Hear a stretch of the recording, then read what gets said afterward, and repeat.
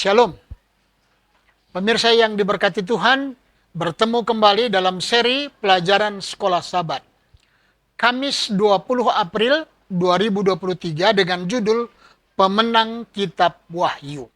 Sebelum kita melanjutkan, mari kita berdoa terlebih dahulu.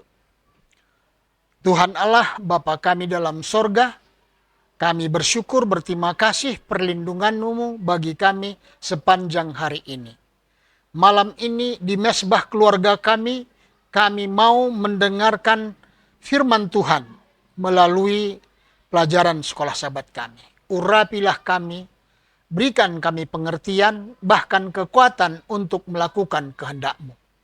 Biarlah kemenangan yang sudah dituliskan di buku Wahyu ini menjadi bahagian kami, dan kami boleh bersuka cita untuk menantikan kedatangan-Mu yang tidak lama lagi. Berkati kami semua Tuhan, di dalam nama Yesus kami berdoa. Amin. Inilah mereka yang memelihara perintah-perintah Allah dan iman Yesus. Tertulis dalam Wahyu 14 ayat 12. Ini adalah penggambaran umat Allah yang setia di akhir zaman. Namun, satu-satunya cara bagi siapapun agar menaati perintah-perintah Allah dulu atau sekarang adalah melalui iman Yesus. Perhatikan ayat kita tidak mengatakan iman dalam Yesus. Meskipun itu sangat penting, tetapi ungkapan ini, iman Yesus, adalah sesuatu yang lebih penting. Kualitas imanlah yang memampukan Kristus untuk menang atas godaan iblis yang paling berat. Iman adalah karunia yang diberikan kepada setiap orang percaya.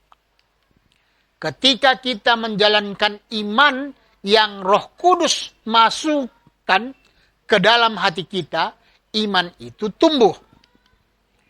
Kita menang bukan dengan kemauan kita, tetapi dengan kuasa Kristus yang hidup, yang bekerja melalui kita.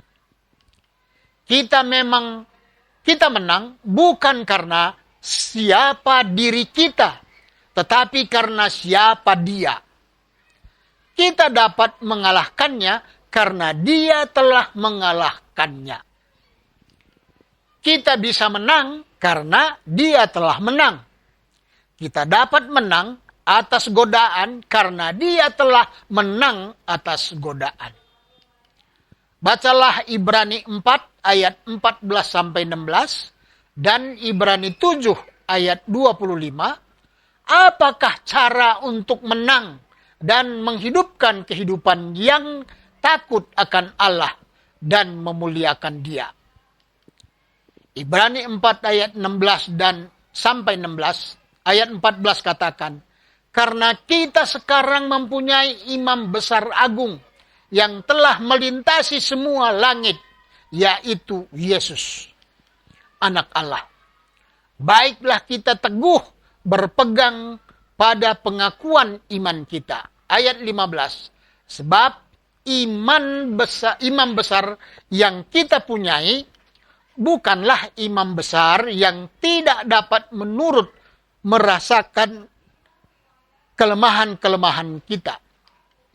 Sebaliknya, sama dengan kita, ia telah dicobai, hanya tidak berbuat dosa. Ayat 16, sebab itu, marilah kita dengan penuh keberanian menghampiri tahta kasih karunia, supaya kita menerima rahmat dan menemukan kasih karunia untuk mendapat pertolongan kita pada waktunya. Ibrani 7 ayat 25 katakan, karena itu, Ia sanggup juga menyelamatkan dengan sempurna semua orang yang oleh Dia datang kepada Allah. Sebab Ia hidup senantiasa untuk menjadi pengantara mereka. Yesus anak Allah telah menang atas tipu muslihat iblis. Dia menghadapi godaan dengan percaya pada janji-janji Allah. Menyerahkan kehendaknya kepada kehendak Bapa dan bergantung pada kuasa Bapa. Percaya kepadanya, memandang kepadanya, bergantung kepadanya, kita juga bisa menang. Yesus adalah segalanya bagi kita semua. Dan pekabaran 3 malaikat itu adalah tentang Dia. Pekabaran Wahyu adalah pekabaran kemenangan, bukan kekalahan. Itu berbicara tentang umat yang menang melalui kasih karunia-Nya dan melalui kuasa-Nya. Kita menang atau dalam bentuk kata yang lain digunakan 11 kali dalam kitab Wahyu. Dalam penglihatan mengenai 7 jemaat yang menggambarkan gereja Kristen di abad pertama sampai ke masa kita.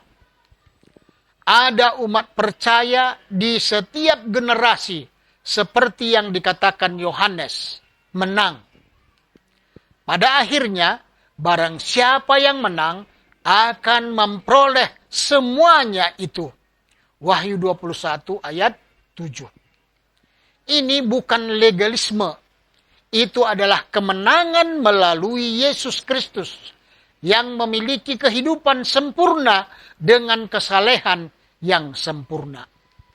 Dan itu saja yang memberi mereka janji kehidupan kekal. Kasih karunia ajaib itu mengubahkan, membaharui hidup dalam kehidupan orang-orang percaya. Apakah ada hal-hal dalam kehidupan Anda yang ingin Anda menangkan? Bagaimanakah kita mengubah keinginan kita ke dalam tindakan? Langkah-langkah praktis apakah yang dapat kita ambil untuk menjadi salah satu pemenang? Tuhan memberkati kita. Mari kita sama-sama berdoa. Tuhan Bapa di sorga, kami sudah mendengarkan firman. Kami boleh menang karena Engkau sudah menang dan kuasa pun Tuhan akan karuniakan bagi kami untuk memuliakan Engkau. Biarlah dengan demikian kami pun boleh menjadi ahli waris-Mu. Tuhan, terima kasih malam ini Tuhan berikan kesempatan bagi kami.